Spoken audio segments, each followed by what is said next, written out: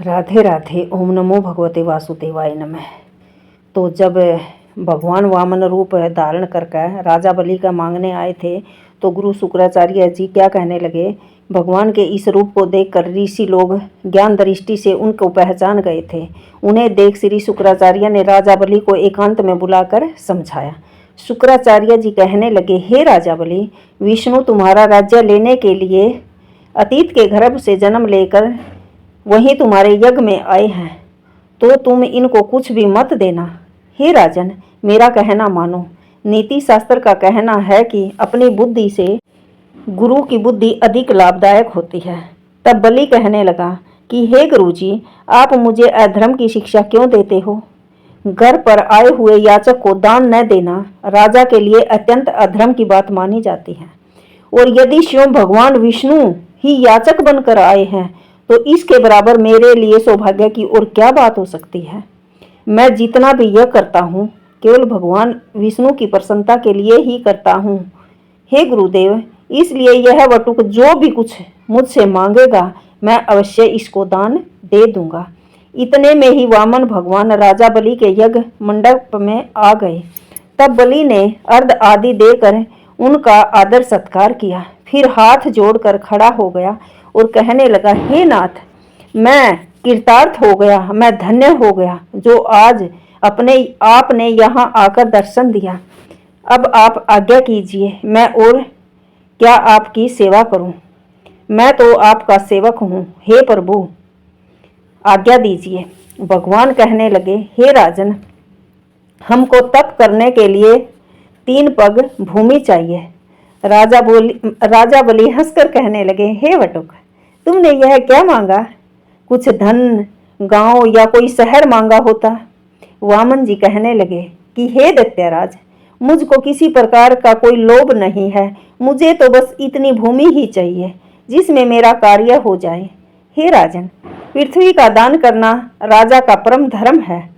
भूमि दान करने वाला जन्म मृत्यु से मुक्त होकर विष्णु के परम पद को प्राप्त हो जाता है। हे राजन, हमें 3 पग भूमि दो जिसमें हम भी मोक्ष का साधन प्राप्त कर सकें।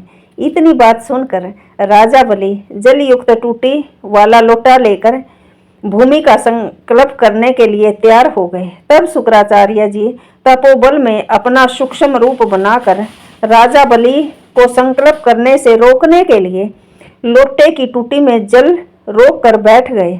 वामन भगवान शुक्राचार्य के मन की बात जान गए, इसलिए उन्होंने एक तेज अगर भाग वाला कुशा लेकर उस लोटे की टूटी के छिद्र में डाल दिया, जिससे शुक्राचार्य की एक आंख फूट गई। इसके पश्चात राजा बलि ने 3 पग भूमि का संकल्प दे दिया। उस समय भगवान विराट रूप होकर ब्रह्म तक बढ़ गए।